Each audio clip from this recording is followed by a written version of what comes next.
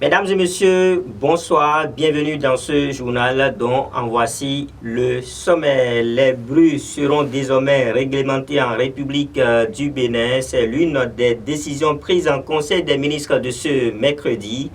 Tous les promoteurs d'installation d'une activité génératrice de bruit sont sommés de se conformer aux normes en vigueur. Vous aurez les précisions dans ce journal. Les chrétiens du monde entier sont en fête ce jour. Ils célèbrent l'ascension qui marque l'élévation de Jésus au ciel. On en parle également dans cette édition. Et puis hier, 25 mai, le monde entier a célébré la journée de l'Afrique, une journée instituée depuis 1963 qui commémore aussi la fondation de l'OUA. Entendez l'Organisation de l'Unité africaine, remplacée aujourd'hui par l'Union africaine. On s'y intéresse dans cette édition, notamment avec un invité spécial, un panafricaniste, mesdames et messieurs, dans cette session de l'information. Il est déjà dans ce plateau, Dr Agossou, Dr David T.C. Agossou, bonsoir. Bonsoir, monsieur le journaliste. Merci d'avoir accepté notre invitation, l'invitation de Restauration Afrique Télévision. On vous revient dans un instant. Voilà l'essentiel à développer dans ce journal, mesdames et messieurs. D'autres nouvelles sont assurées également. L'Afrique en plus bref. Merci de vous installer confortablement. Je le disais il y a un instant, mesdames et messieurs, le gouvernement béninois veut désormais passer à une meilleure gestion de la pollution sonore. C'est ce qui justifie cette décision d'actualisation des tests en la matière prise en Conseil des ministres de ce mercredi, tenu sous la présidence effective du chef de l'État, Patrice Talon. De nombreuses activités génératrices de pollution sont menées, souvent même en pleine agglomération, sans autorisation préalable d'installation et sans précaution également de nature à réduire les nuisances qu'elles génèrent. Pour y remédier, un décret a été adopté à cet effet. Suivez, mesdames et messieurs, un extrait du Conseil des ministres tenu ce mercredi. Réglementation du bruit en République du Bénin. 2 décennies après l'entrée en vigueur du décret numéro 2001-294 du 8 août 2001 portant réglementation du bruit en République du Bénin, le développement des activités économiques et la problématique d'une meilleure prise en charge de la pollution sonore appellent son actualisation. En effet, les nuisances sonores viennent en tête des infractions environnementales recensées par les services compétents. De nombreuses activités génératrices de pollution sonore sont menées, souvent même en pleine agglomération, sans autorisation préalable d'installation et sans précaution de nature à réduire les nuisances qu'elles génèrent. C'est pourquoi le Conseil a adopté le présent décret au terme duquel tout promoteur d'installation d'une activité génératrice de bruit soumise à déclaration ou autorisation obtient, selon le cas, avant l'ouverture, un avis technique de la direction départementale du cadre de vie territorialement compétente ou le certificat de conformité environnementale délivré par l'Agence béninoise pour l'environnement. Par ailleurs, l'ouverture des ateliers bruyants, notamment les moulins, les scieries, les forges, les discothèques, les bars, les restaurants ainsi que la circulation des véhicules de publicité sonore et toute autre forme de communication ou manifestation bruyante en zone d'habitation, y compris sur les lieux de culte, est interdite dans les périodes ci-après. Jour ouvrable, 13h à 15h et 22h à 6h du matin. Jour de repos, 20h à 10h du matin. Aux autres heures, l'émission de bruit doit respecter les limites de décibels définies par le décret, suivant que l'on est en zone d'habitation, en zone commerciale ou industrielle. De même, l'usage de tout appareil de communication par voie acoustique, sirènes, haut-parleurs, avertisseurs sonores, gênants pour le voisinage est interdit, sauf si l'emploi est exceptionnel et réservé au signalement d'accidents ou d'incidents graves. Sont également interdites l'ouverture et l'exploitation à titre professionnel des salles de fête en bâche.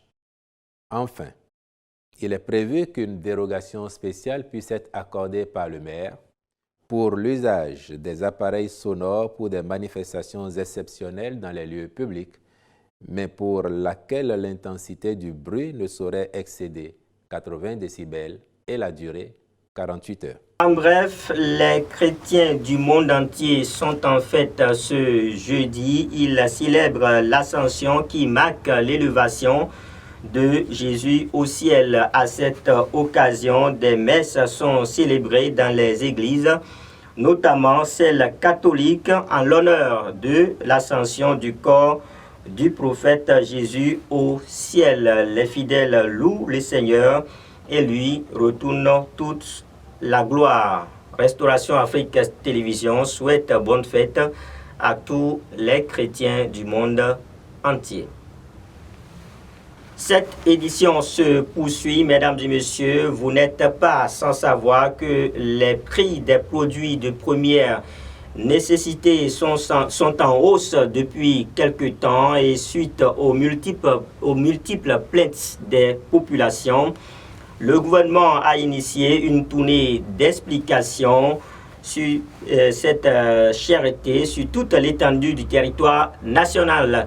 L'initiative a eu lieu également dans la partie méridionale du Bénin. À Cotonou, le maire de cette commune a donné une conférence de presse à cet effet. Suivez le maire Luc Setonji à propos des propos recueillis par l'équipe de Restauration Afrique Télévision basée de l'autre côté de Cotonou.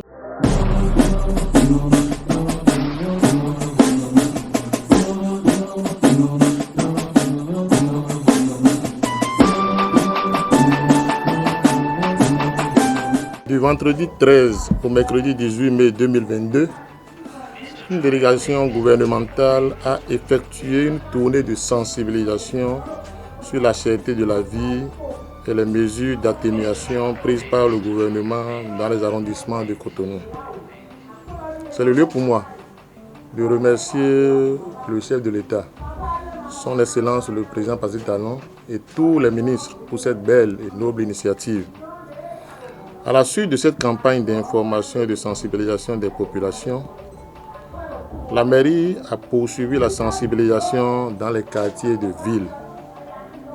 Ainsi, du vendredi 20 au mercredi 25 mai 2022, les 165 quartiers de Cotonou ont été sillonnés par des équipes mises en place et supervisées par ma personne.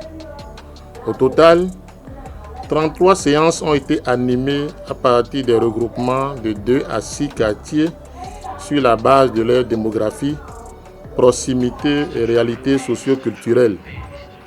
3 délégations conduites chacune par un adjoint au maire, accompagné des élus municipaux des arrondissements concernés, avec l'appui technique des personnes ressources et cadres à divers niveaux des ministères concernés par les thématiques abordées, ont permis d'impacter 4 537 leaders d'opinion qui ont fait des propositions tant à l'endroit du gouvernement que de la municipalité pour contenir les effets de la cherté de la vie.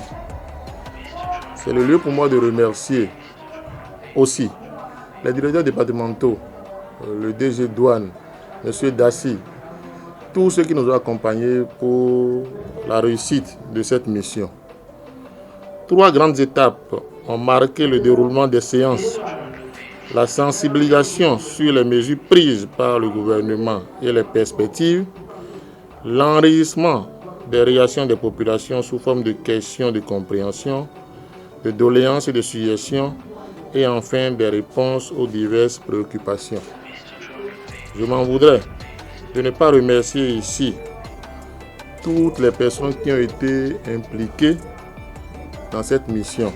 Je voudrais remercier les journalistes, Je voudrais remercier les faiseurs d'opinion.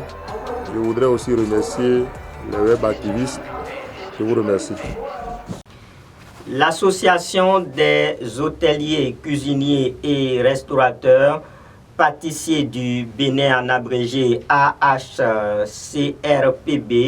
était en assemblée générale constitutive à la Bourse du Travail à Cotonou. Il était question pour ces derniers de réfléchir sur comment promouvoir leur filière d'activité. Suivez cette rencontre avec l'équipe de Restauration Afrique Télévision de Cotonou. 2 ans après la création de leurs associations, les acteurs de la gastronomie béninoise tiennent leur premier congrès national au siège de la Confédération syndicale des travailleurs du Bénin à Cotonou. Ce congrès offre un cadre de débat et d'échange sur les conditions de vie et de travail des hôteliers, cuisiniers, restaurateurs et pâtissiers du Bénin. Nous sommes dans un système aujourd'hui où le pouvoir actuel, avec sa politique aujourd'hui, ne permet pas l'épanouissement du travailleur. Oui, vous avez raison de vous regrouper en association pour défendre vos intérêts, vos revendications, puisque, comme l'a dit déjà quelqu'un, c'est soi-même qui fait son bonheur. Personne ne viendra faire à votre place. Je déclare ouvert ce premier congrès constitutif de l'association des hôteliers, cuisiniers, restaurateurs et pâtissiers du Bénin. Les syndicalistes évoquent des problèmes qui pèsent sur les secteurs, mais il ne manque pas d'accompagnement moral. Parce que nous voyons que les droits hôteliers sont vraiment bafoués au Bénin. Aujourd'hui où le système, le terrain est complètement vissé, où pour avoir de clients aujourd'hui, ce n'est pas du tout facile. Non seulement tu as des clients, mais les exercer, avoir, ou bien en tant que travailleur dans un hôtel, ou bien dans des maisons, puisqu'il y a l'hôtellerie, la restauration, un peu de tout ici. Ce n'est pas du tout facile. Je ne peux que vous encourager dans la mission. Et si vous tournez la tête, vous regardez derrière pour n'importe quel conseil, je suis là pour vous soutenir. L'Association des hôteliers, cuisiniers, restaurateurs et pâtissiers du Bénin lance un appel aux autorités pour l'amélioration de leurs conditions de vie et de travail. Vous vous mettez en association, il faut toujours privilégier les intérêts du groupe. Les intérêts du groupe. Si votre choix est parvenu à la CSTB, c'est parce que vous avez compris que la CSTB, sa ligne est une ligne qui est attachée aux revendications des travailleurs. Et déjà, sachez que le système actuel qui est mis en place vous oblige à tout faire pour être attaché à votre revendication, à vos problèmes, à rester ensemble pour les défendre, puisque individuellement, vous ne pouvez pas faire grand chose. Mais lorsque vous êtes ensemble, vous pouvez aller très loin. Voilà, notre souhait est que les autorités qu'ils entendent nos cris.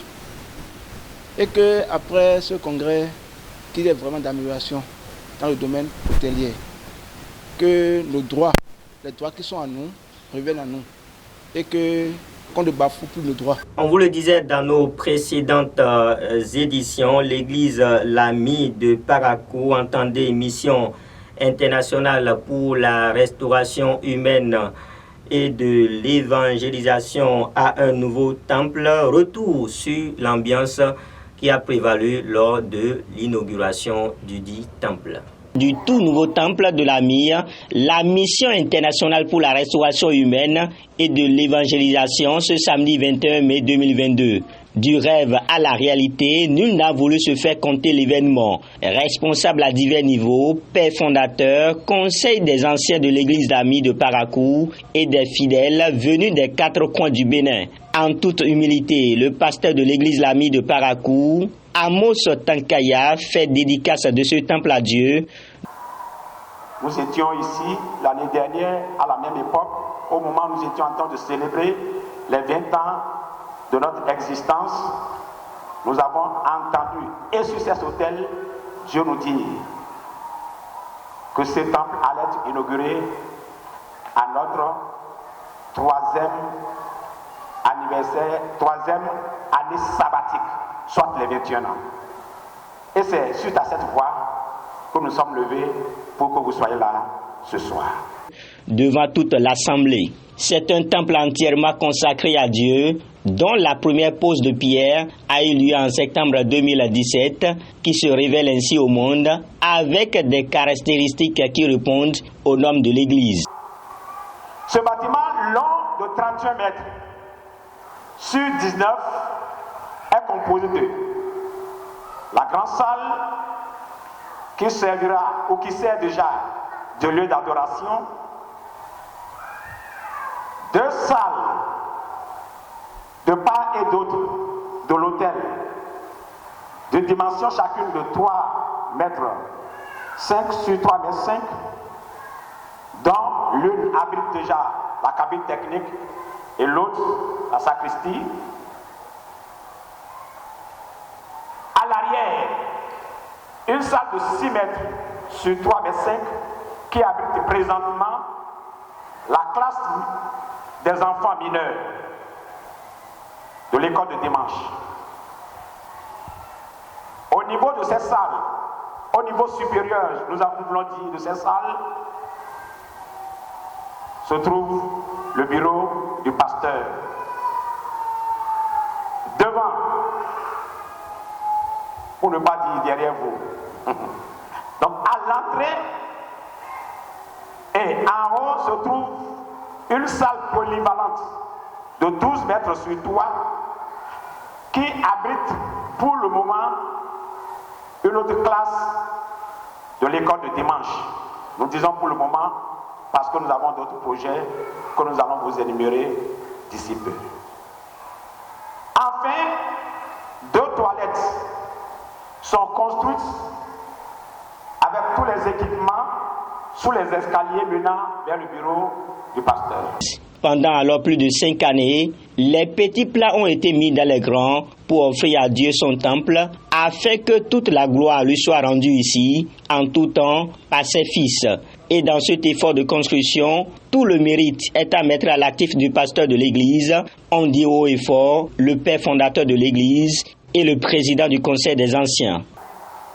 Et ce soir, je voudrais, avec le peuple de Dieu, et même avec votre papa, que nous puissions reconnaître que tout ce qui a été fait et que nous sommes en train de constater ce soir, ce qui nous a réunis ce soir ici, c'est sous votre leadership éclairé que ça a été fait.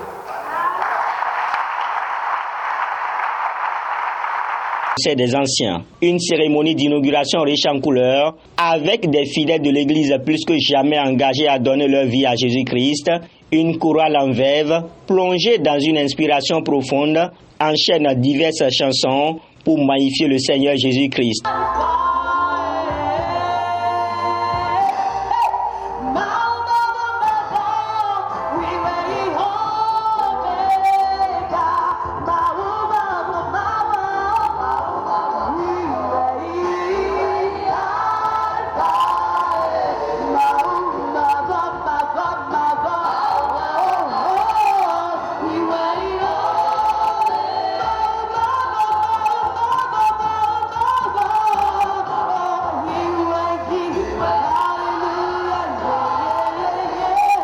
Moment tant attendu, la bénédiction du temple par le père fondateur de l'Église l'AMI, la mission internationale pour la restauration humaine et de l'évangélisation, la bouteille d'huile d'onction en main, Papa Emmanuel Adankon a prié et imploré Dieu afin que toute sa gloire envahisse ce temple pour des temps indéfinis. Pendant que Dieu est venu pour que nous puissions consacrer ce lieu à l'éternel Dieu. Et puisque ce qui est consacré est saint et Dieu est dans le lieu saint, je déclare, si Dieu avait un problème pour venir, que le Saint-Esprit apporte la solution maintenant au nom puissant de Jésus-Christ. C'est dans la joie et une séance de remise de tableau d'honneur à certains responsables de l'Église pour leur dévouement total au corps du Christ que les fidèles ont quitté l'Église pour un moment de dégustation.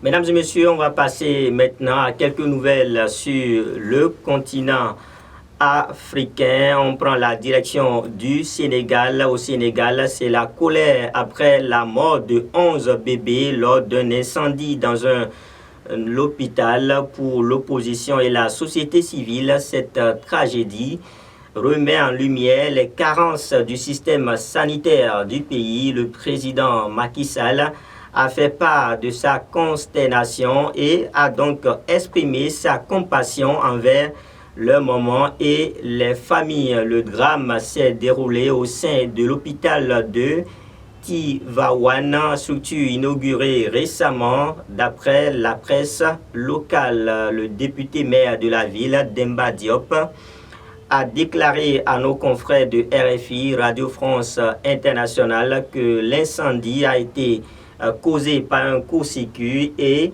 qu'il s'est propagé très vite. L'élu a également indiqué que dans leur fuite, les infirmières du service de néonatologie ont sauvé 3 bébés. Autre information sur le continent, le sommet extraordinaire de l'Union africaine se prépare depuis mercredi à Malabo, en République de Guinée équatoriale, où les ministres africains des Affaires étrangères examinent les déclarations à soumettre au chef d'État en fin de semaine.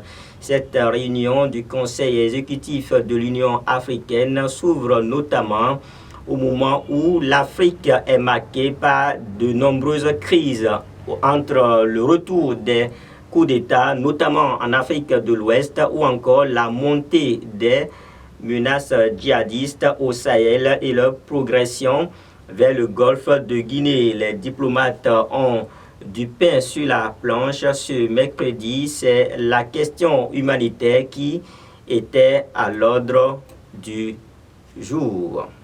Voilà pour ce qu'il faut retenir, mesdames et messieurs, sur le continent. On reste avec cette information qui concerne l'Afrique. Pour parler maintenant, on va se coller à l'actualité, s'il vous plaît, mesdames et messieurs. On parle de l'Afrique. Chaque 25 mai, c'est la journée mondiale de l'Afrique, ou la journée de l'Afrique, si vous le voulez. Une journée qui vise à souligner la nécessité de renforcer l'unité et la solidarité des États africains. Cette journée, il faut le préciser, elle commémore la fondation de l'Organisation de l'Unité africaine, l'OUA, le 25 mai 1963, la date donc de l'institution de cette journée. À l'époque, il faut le préciser, l'organisation panafricaine naissante avait pour objectif de réunir de réunir les 32 États qui venaient d'accéder à l'indépendance, mais aussi d'aider les peuples qui n'étaient pas encore libres à se défaire du joug colonial. L'OUA, l'Organisation de l'Unité africaine, est remplacée par l'Union africaine en 2002. Pour en parler, je reçois sur ce plateau, je vous le disais au début de cette session de l'information, Dr David T.C. Agossou. Il est le président de la mission pour l'affranchissement et le réveil de l'Afrique, ONG Mara, docteur en missiologie. Il est panafricain, président, docteur, fondateur de Restauration Afrique Télévision également, mesdames et messieurs. Monsieur Dr David T.C. Agossou, bonsoir. Bonsoir, monsieur le journaliste. Merci d'avoir accepté notre invitation sur Restauration Afrique Télévision. Merci aussi. Alors, pour vous qui vous intéressez à une révolution de l'Afrique, aux différents problèmes qui minent ce continent, des problèmes qui minent le développement véritablement de ce continent, dites-nous déjà, vous penchez sur la question, parce que vous avez déjà écrit des ouvrages sur l'Afrique, sur comment il peut y avoir une révolution de l'Afrique. Déjà, cette journée de l'Afrique, cela vous inspire quoi? Qu'on institue une journée pour l'Afrique. Qu'on institue une journée pour l'Afrique. ce serait normalement une bonne chose. Mais étant donné que nous ne connaissons pas quelle est la cause, quelle est la situation de l'Afrique, on ne connaît même pas ceci et cela, on forme tout ça là. Mais ça ne trouve jamais de solution. Mais cela, quand on essaie de voir de près, cela est parti. Hein, quand on lit les pères fondateurs, cela est parti de la détermination véritablement des peuples d'Afrique à se libérer de la domination étrangère et également de l'exploitation. Oui, mais tout le monde aspire à sortir de la domination. Mais avant de réussir, c'est la réussite qui est l'essentiel. Tout à fait. Avant de réussir, il faut connaître les bases, il faut connaître les fondations. Si on ne sait pas comment on est arrivé au niveau où nous sommes, alors qu'on veut en finir, ce n'est pas possible. C'est pour cela, pour moi, au moins depuis 1960, j'ai commencé par observer ces choses. Mais j'ai vu que ça change, ça change, ça change. On fait ceci, on voit que ça ne va pas. On fait ça là, on voit que ça ne va pas. Mais en 2010, Dieu nous a donné la révélation sur ce qui fait que l'Afrique n'avance pas. Et pourquoi on ne trouve pas de solution pour l'avancement. Donc si vous voulez, je peux vous éclaircir un peu. Oui, vous avez des propositions. Bon. Et ces propositions-là sont également en cours actuellement de l'autre côté de Malabo, en Guinée équatoriale, où des discussions sont en cours sur comment trouver des stratégies, des solutions pour remédier à ce qui ne va pas sur ce continent. Bon, en réalité, ça fait 12 ans aujourd'hui, depuis 2010, que j'ai reçu cette révélation des causes du sous-développement de l'Afrique, qui sont spirituels. Et en 2018, j'ai reçu alors dans la Bible le sort de l'Afrique. Mais normalement, si on devait trouver une solution, on doit se baser sur ce que Dieu a dit. Ne voulant pas comprendre et accepter ce que Dieu a dit, ça fait qu'on est en train de tourner en rond. On me dira que c'est parce que monsieur docteur David Agossou est pasteur. Ou bien qui, mais non, je ne suis pas pasteur. Au corps du Christ. Je ne suis pas pasteur, je suis un électrotechnicien. Donc je ne suis pas pasteur. Mais c'est en travaillant que Dieu m'a fait la révélation. Dire que je suis panafricain aussi, c'est trop dire. Mais comme vous essayez de vous c'est le souci de notre vécu quotidien. C'est ça qui a amené que Dieu m'a dit, voilà, c'est à cause de la malédiction que vous êtes comme ça. Donc c'est pas parce que je cherche, non, je ne cherche pas. Mais mais ça dit que les Africains ne s'approprient pas de la parole de Dieu, c'est ça? De la parole de Dieu en profondeur. Bon. Plus en profondeur, pour mieux la comprendre, la cerner. Oui, pour comprendre ce que je suis en train de dire, vous savez, nous avons été colonisés. Donc, comme on a été colonisés, on n'a pas... Non seulement nous avons été colonisés, c'est Dieu lui-même qui a voulu que nous soyons colonisés. Et la malédiction était sur nous. Ce qui fait que la colonisation n'a fait que ce que Dieu lui a recommandé. Puisque si vous vous rappelez des histoires, les premiers administrateurs belges sont venus avec la parole de Dieu pour nous soumettre à eux. Ce qui a fait que nous ne nous connaissons même pas. Mais une fois que la Bible est dans notre main, nous devons savoir qu'est-ce qui ne va pas.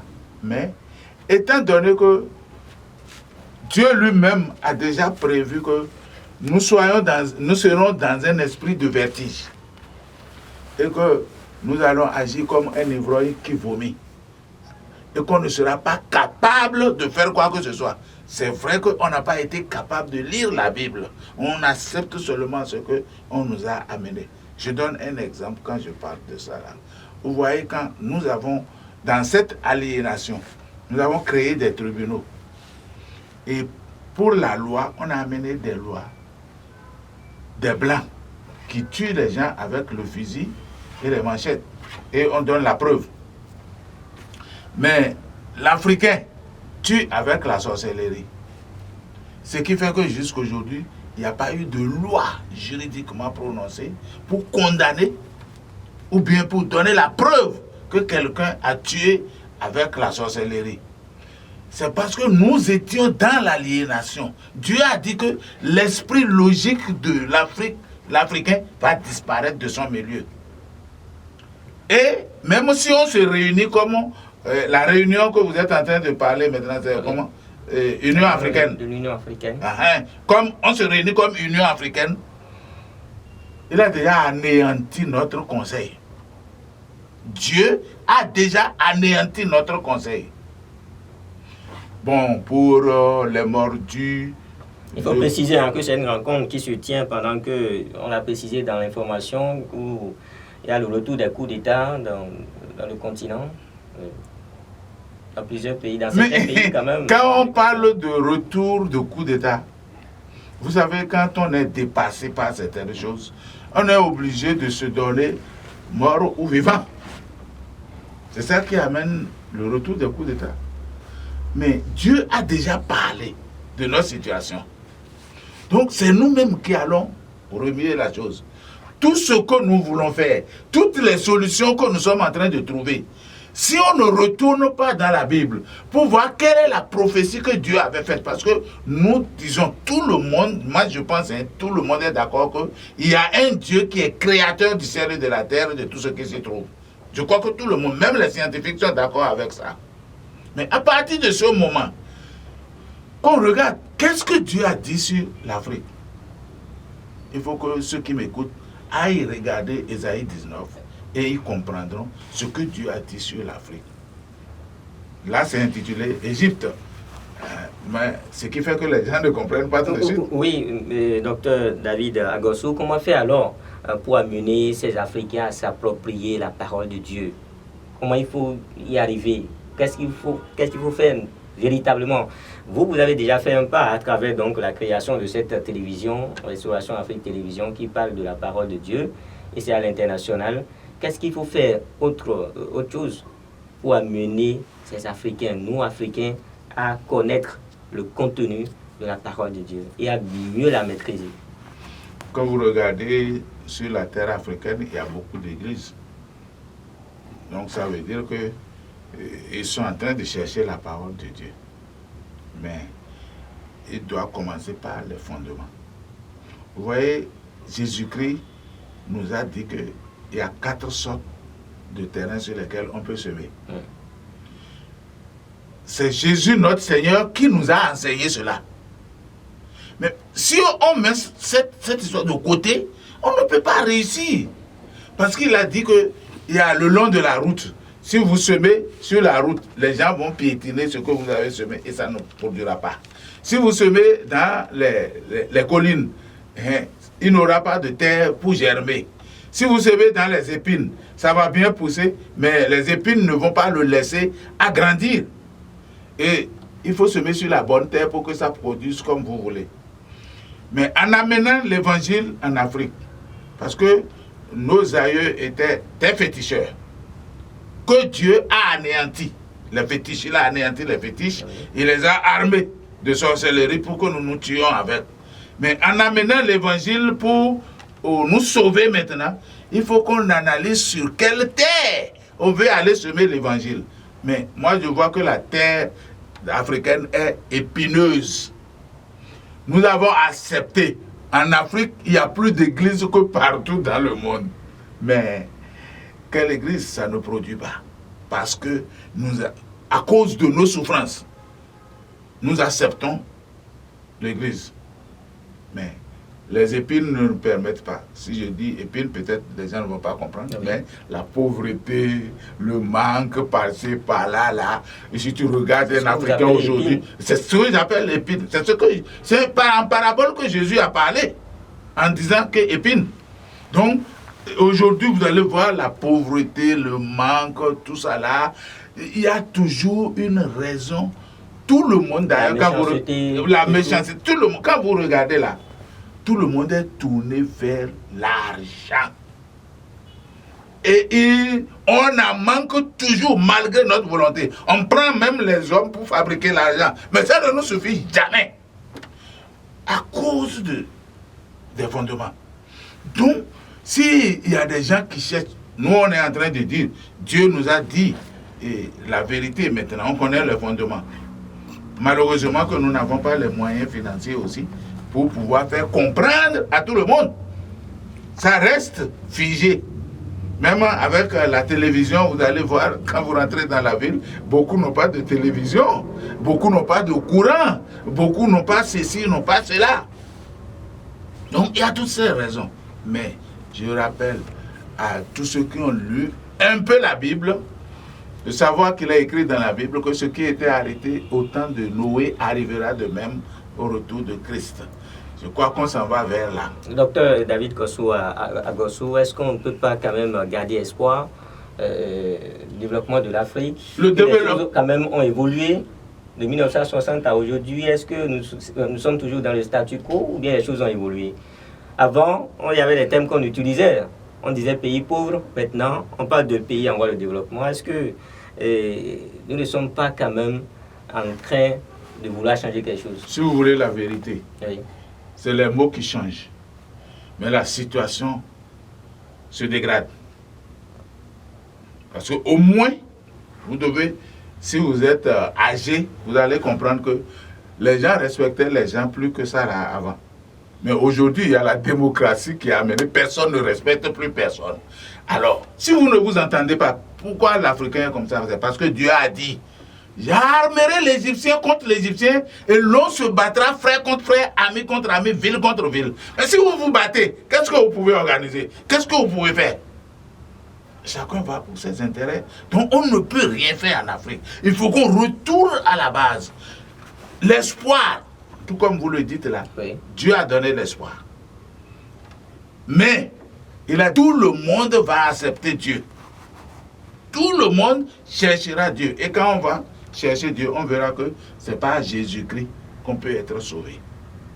Donc, l'oppression vient. Ce n'est pas, on parle de coup d'État, non. Pour moi, ça ne dit rien. Moi, je dis que c'est dans les normes de ce que Dieu a dit. Docteur David Gossou, oui? Et si l'Afrique ne se développe pas, à qui la faute alors? La faute revient à qui?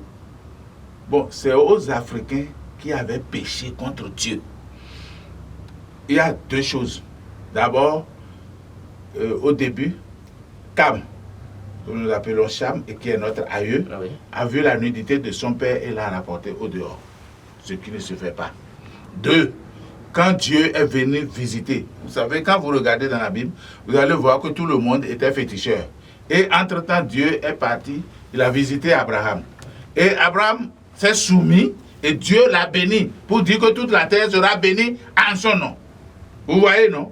Mais au moment où Dieu est venu en Égypte pour voir Pharaon, qui était en apogée, parce que Pharaon commandait blanc et noir tout le monde, tous les pays de la terre, et l'Égypte était la plus grande puissance. Mais quand Dieu était venu pour voir Pharaon, Pharaon a dit non, il n'y a pas de Dieu sur la terre si ce n'est pas lui. Donc, c'est de là que Dieu a dit, ah bon, c'est moi qui t'ai créé, et j'ai créé tout ce que tu as. Il a dit non, que même ses enfants ont été esclaves chez lui. Dieu a dit, ah bon, c'est comme ça que tu prends la chose. Si c'est comme ça, je te détruirai jusqu'à ce que tout le monde entier saura que c'est moi le créateur et ce que je dis, c'est ça en fait. Et quand vous regardez, il n'y a pas sur quel territoire vous irez aujourd'hui et que vous ne verrez pas, les Noirs sont les plus pauvres. Donc, ça c'est affirmé, ce que Dieu a dit, c'est affirmé, que ce soit en Amérique, en Guadeloupe, ou n'importe où, en Haïti, même les gens qui sont près des Blancs là-bas, quoi, qui peuvent être différents de nous, et ils sont les plus pauvres. De toutes les façons, vous avez confirmé qu'on peut garder espoir, vous avez dit qu'on peut garder espoir. Est-ce que quand même on peut avoir aussi cette foi-là, qu'un jour l'Afrique va se développer, le continent va se développer, on va changer de mentalité? Il y en a qui ont déjà commencé par mener cette lutte-là et qui sont passés à l'au-delà. Il y a Thomas Sankara, il y a tout récemment aussi le président libyen, qui est Kadhafi également, qui avait eu ces idées-là de passer aux États-Unis d'Afrique, mais bon, ça n'a pas eu lieu, il est parti, il a laissé le combat à nous autres. Nous sommes encore là. Bon, je prends le cas du président Kadhafi, puisque c'est le plus récent. Il a eu une bonne idée, sauf qu'il ne connaît pas les fondements.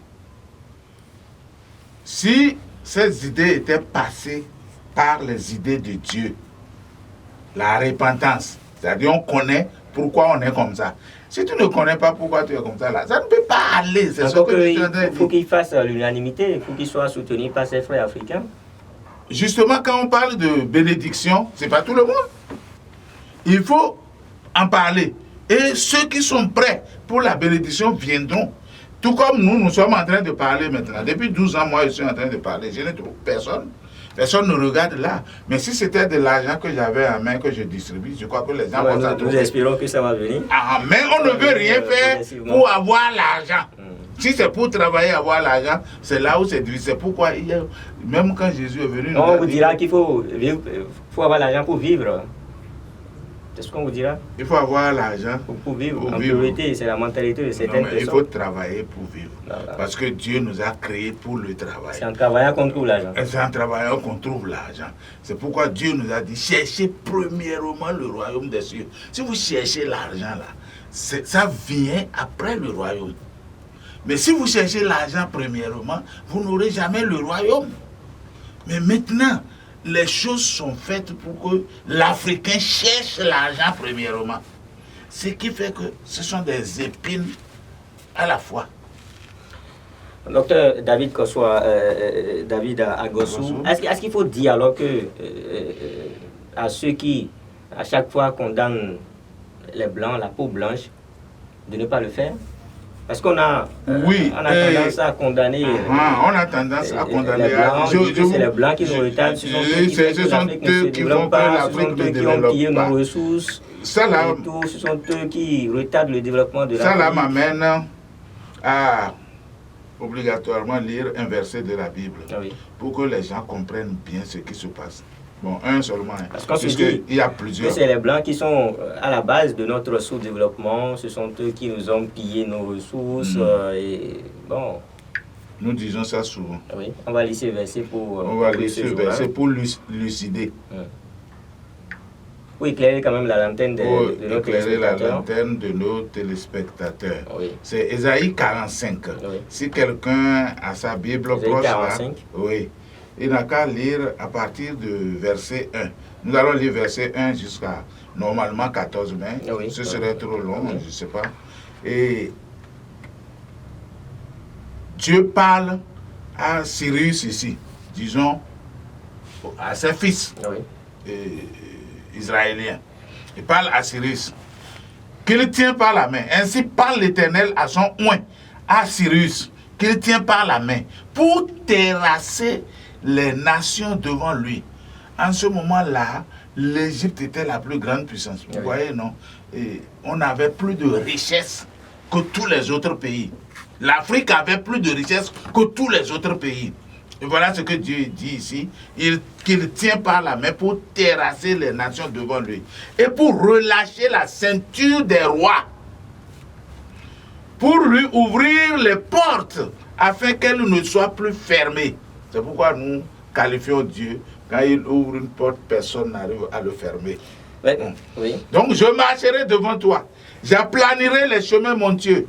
Je romprai les portes d'airain. Je briserai les verrous de fer. Je te donnerai des trésors cachés. Des richesses enfouies. Afin que tu saches que je suis l'Éternel qui t'appelle par ton nom, le Dieu d'Israël. Donc tout le monde doit connaître que c'est le Dieu d'Israël qui est l'Éternel Seigneur. Et quand il dit quelque chose là, c'est ça qui se passe. Donc, c'est jusqu'au verset 3. Allons-y au verset 14 pour bien comprendre. Rapidement, oui. Il dit ici, ainsi parle l'Éternel. Les gains de l'Égypte et les profits de l'Éthiopie et ceux des Sabéens à la taille élevée passeront chez toi et seront à toi. Les portes d'airain qui va casser là, Ça, c'est pour donner les gains de l'Égypte, les gains de l'Éthiopie, les gains de Sabéen, même à la taille élevée. Ils passeront chez toi et seront à toi. Encore il dit, ces peuples marcheront à ta suite. Ils passeront enchaînés. Vous voyez, non? Oui. Nous sommes dans les chaînes. Ils se prosterneront devant toi et te diront en suppliant. C'est auprès de toi seulement que se trouve Dieu. Ça veut dire que si nous ne reconnaissons pas ce Dieu aujourd'hui, rien ne peut marcher. Merci à vous. Et il n'y a point d'autre Dieu que lui. Que lui. Et Isaïe 45. Ça, c'est dit depuis 700 ans avant Jésus-Christ. Voilà, Isaïe 45, mesdames et messieurs. Oui, l'Africain dit que la Bible est contre l'Afrique, ceci et cela. Mais on ne connaissait pas l'Afrique à ce moment-là. Merci à vous, docteur David Agossou. Il faut que nous nous sortions donc de ce joug-là, de cette chaîne-là, à travers la parole de Dieu. Nous devons nous approprier la parole de Dieu, et c'est à travers la Bible que nous devons lire régulièrement pour le développement de l'Afrique. Je présente ces deux ouvrages que vous avez écrits et qui est en vente ici également. L'héritage de Cham. Ici à Parakou, à la librairie Le Logos, ici au niveau du Carrefour 3 Banques, le Carrefour de la municipalité, également dans d'autres librairies sur toute l'étendue du territoire national. Si les gens veulent comprendre, ils n'ont qu'à lire. Parce qu'il s'agit aussi... Il y a l'héritage de Cham. Il s'agit aujourd'hui de l'institution là. L'Union africaine. Oui. Voilà, l'Union africaine. Ils doivent savoir qu'il y a ici la solution incontournable pour amorcer le développement de l'Afrique noire. Cette solution est incontournable puisque la chose vient de là. Et si l'on contourne, parce que dans l'esprit de vertige qu'on nous a mis là, fait que nous contournons les réalités. Mais si on contourne les réalités, on serait en train de faire réunion sur réunion qui n'aboutiront jamais au développement. Docteur David Agossou, le débat n'est pas terminé. On va poursuivre dans nos prochaines éditions à travers des émissions également sur Restauration Afrique Télévision. Merci beaucoup, mesdames et messieurs, de nous avoir suivis. Merci de votre fidélité au programme de votre télévision panafricaine. Juste après moi, vous allez suivre, mesdames et messieurs, le relevé complet, le compte rendu complet du Conseil des ministres tenu ce mercredi sous la présidence effective du chef de l'État, Patrice Talon. Passez une très bonne soirée, mesdames et messieurs. À très bientôt.